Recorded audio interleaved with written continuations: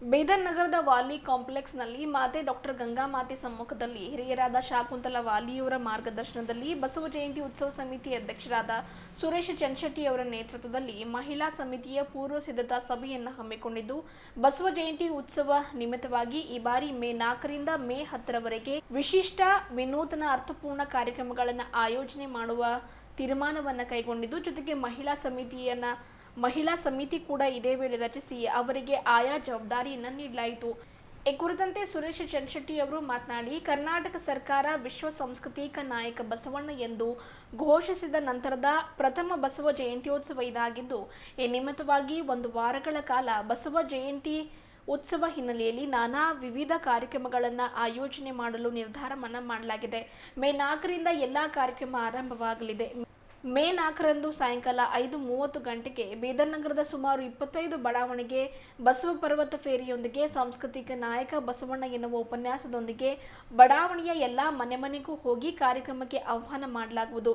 ಮೇ 5ರಂದು ಬಸವ ಮುಕ್ತಿ ಮಂದಿರದಿಂದ ಬಸವ ಸೌಹಾರ್ದ ನಡಿಗೆ ಹಮ್ಮಿಕೊಳ್ಳಲಾಗ್ತಾ ಇದ್ದು, ಬೀದರ್ ಜಿಲ್ಲೆಯ ಗಣ್ಯಾತಿ ಗಣ್ಯರು ಮುಖಂಡರು ಕಾರ್ಯಕ್ರಮದಲ್ಲಿ ಭಾಗಿಯಾಗಿ 720 ಅಮರಂಗಳಗಳ ಸಂಕೇತವಾಗಿ ಅಷ್ಟೂ ಜನ ಬಸವ ನಡಿಗೆ ಕಾರ್ಯಕ್ರಮದಲ್ಲಿ ಭಾಗಿಯಾಗಲಿದ್ದಾರೆ.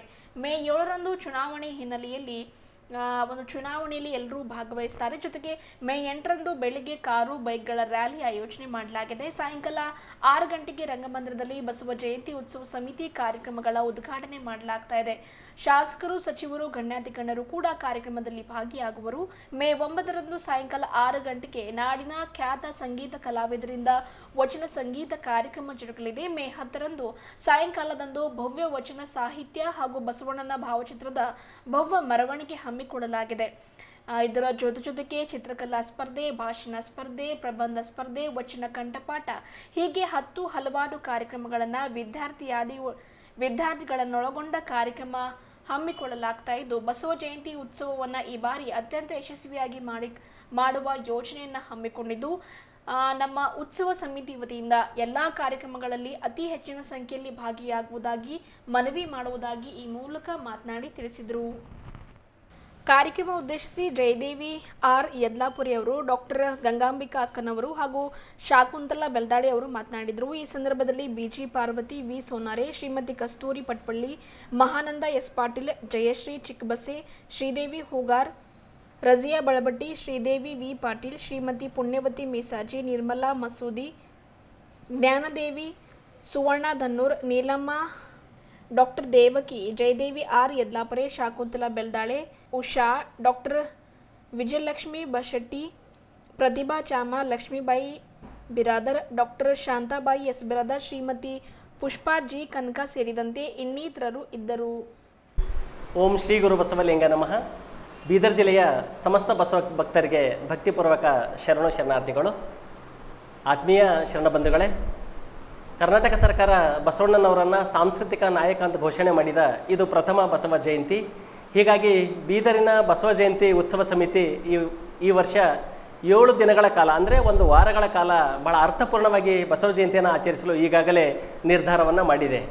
ಇದೇ ಮೇ 4ನೇ ತಾರೀಕಿನಿಂದ ನಮ್ಮ ಉತ್ಸವದ ಎಲ್ಲ ಕಾರ್ಯಕ್ರಮಗಳು ಆರಂಭವಾಗುತ್ತೆ. ಮೇ 4ರಂದು ಸಾಯಂಕಾಲ 5:30 ಗಂಟೆಗೆ ಬೀದರ್ ನಗರದ ಸುಮಾರು 25 ಬಡಾವಣೆಗಳಲ್ಲಿ ಬಸವ ಪ್ರಭಾತ್ ಫೇರಿಯೊಂದಿಗೆ ಅಲ್ಲಿರುವಂಥ ಎಲ್ಲ ಬಸವ ಭಕ್ತರು ಈ ಸಾಂಸ್ಕೃತಿಕ ನಾಯಕ ಬಸವಣ್ಣ ಅಂತಕ್ಕಂಥ ಒಂದು ಉಪನ್ಯಾಸದೊಂದಿಗೆ ಅಲ್ಲಿರುವಂಥ ಇಡೀ ಬಡಾವಣೆಗಳ ಪ್ರತಿಯೊಬ್ಬರ ಮನೆಗೆ ಭೇಟಿ ಕೊಡೋದ್ರ ಮೂಲಕ ಅವರಿಗೆ ಈ ಕಾರ್ಯಕ್ರಮಕ್ಕೆ ಆಹ್ವಾನಿಸುವ ಕೆಲಸ ಕಾರ್ಯಗಳನ್ನು ಅವರು ಮಾಡಲಿದ್ದಾರೆ. 5ನೇ ತಾರೀಕಿಗೆ ನಗರದ ಬಸವ ಮುಕ್ತಿ ಮಂದಿರದಿಂದ ಬಸವ ಸೌಹಾರ್ದ ನಡಿಗೆಯನ್ನು ಅಲ್ಲಿ ಆಯೋಜನೆ ಮಾಡಲಾಗಿದೆ.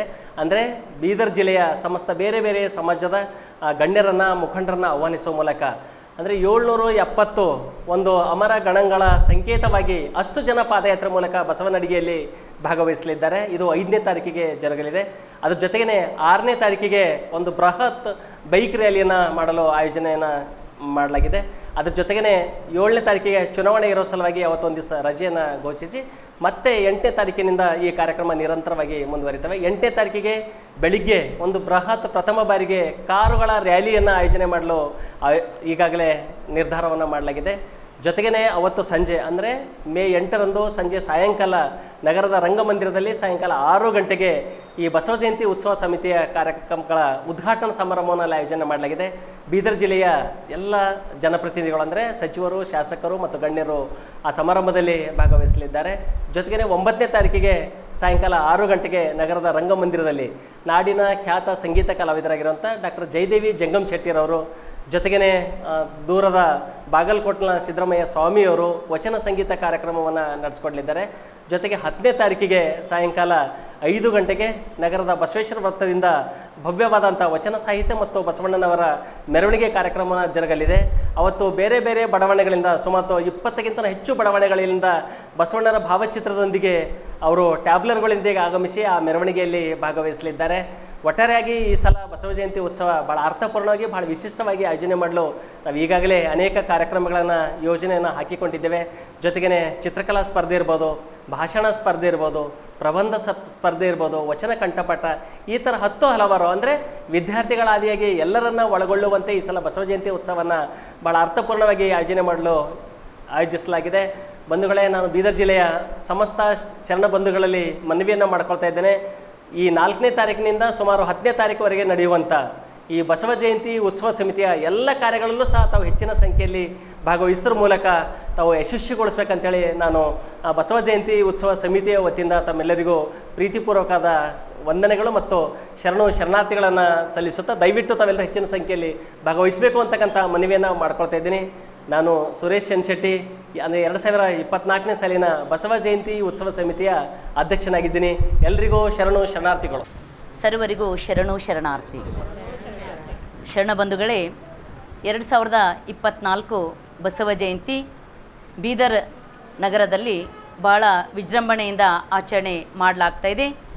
ವಿಶೇಷವಾಗಿ 12ನೇ ಶತಮಾನದಲ್ಲಿ ಜಗತ್ತು ಎಂದು ಕಂಡರಿಯದ ಕೇಳರಿಯದ ವಿಶ್ವವಿನೂತನವಾಗಿರ್ತಕ್ಕಂಥ ಒಂದು ಕ್ರಾಂತಿ ಜರುಗಿತು. ಆ ಕ್ರಾಂತಿ ಯಾವುದೋ ಹೆಣ್ಣಿಗಾಗಿ ಹೊನ್ನಿಗಾಗಿ ಮಣ್ಣಿಗಾಗಿ ಆದಂಥ ಕ್ರಾಂತಿ ಅಲ್ಲ, ಇಡೀ ಮಾನವ ಜನಾಂಗದ ಉದ್ಧಾರಕ್ಕಾಗಿ ಆಗಿರ್ತಕ್ಕಂಥ ಒಂದು ಕ್ರಾಂತಿ.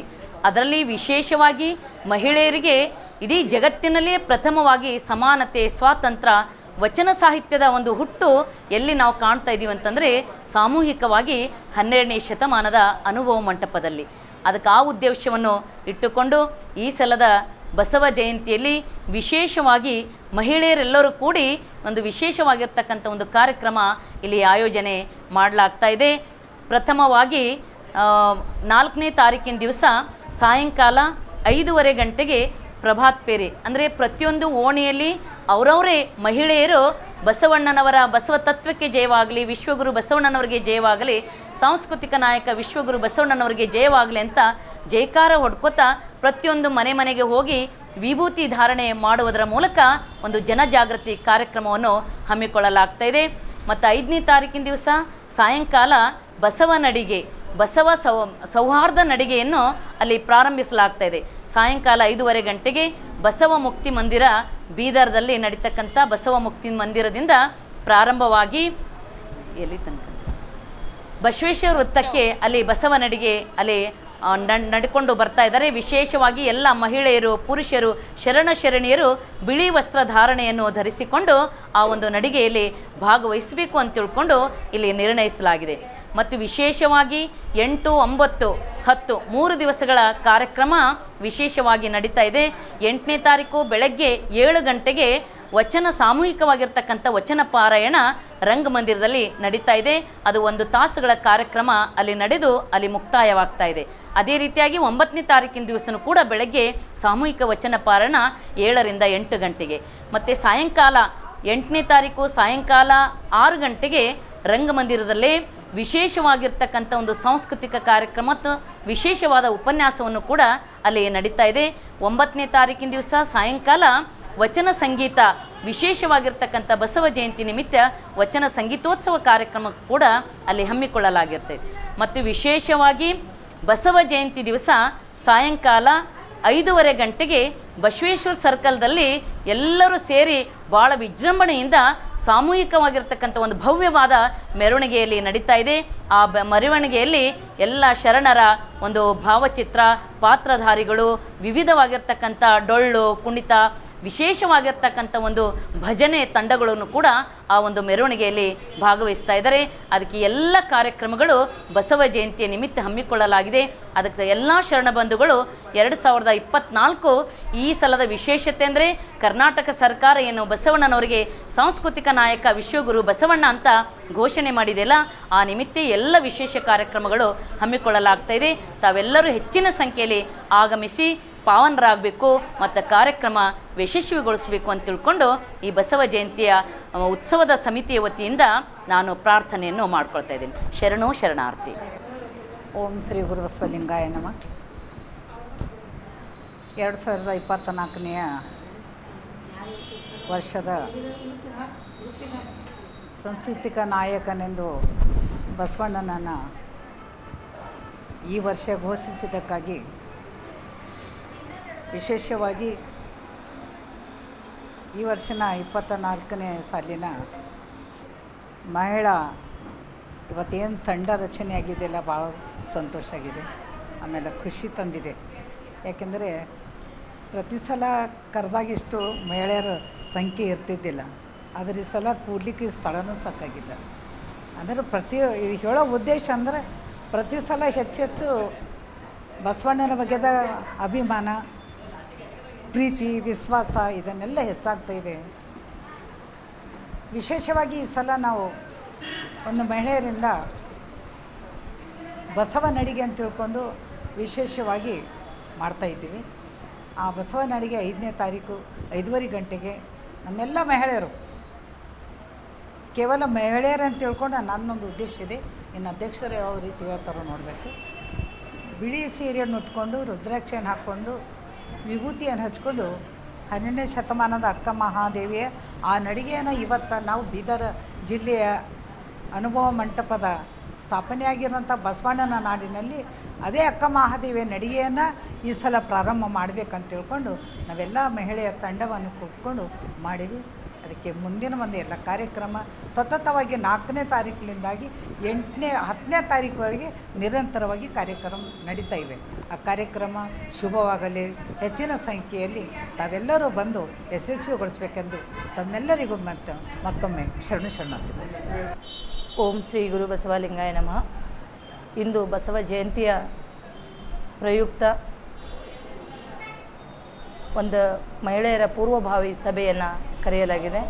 ಇದರ ಅಧ್ಯಕ್ಷತೆಯನ್ನು ಜಿಲ್ಲಾ ಕನ್ನಡ ಸಾಹಿತ್ಯ ಪರಿಷತ್ತಿನ ಅಧ್ಯಕ್ಷರು ಹಾಗೂ ಈ ಒಂದು ಬಸವ ಜಯಂತಿ ಉತ್ಸವದ ಅಧ್ಯಕ್ಷರಾಗಿ ಆಯ್ಕೆಯಾದಂಥ ಸಹೋದರ ಸುರೇಶ್ ಚನ್ಶೆಟ್ಟಿಯವರ ಒಂದು ಅಧ್ಯಕ್ಷತೆಯಲ್ಲಿ ಪೂರ್ವಭಾವಿ ಸಭೆಯನ್ನು ಸೇರಿ ವಿಶೇಷವಾದಂಥ ಮಹಿಳೆಯರು ನಿರ್ಣಯಗಳನ್ನು, ವಿಶೇಷ ಕಾರ್ಯಕ್ರಮದ ನಿರ್ಣಯಗಳನ್ನು ಇವತ್ತು ಇಲ್ಲಿ ಸೇರಿ ನಾವೆಲ್ಲ ಕೈಗೊಳ್ಳುವಂಥ ಒಂದು ವಿಷಯವನ್ನು ಚಿಂತನೆ ಮಾಡಿದ್ದು ಭಾಳ ಸಂತೋಷ ಅನ್ನಿಸ್ತಾ ಇದೆ.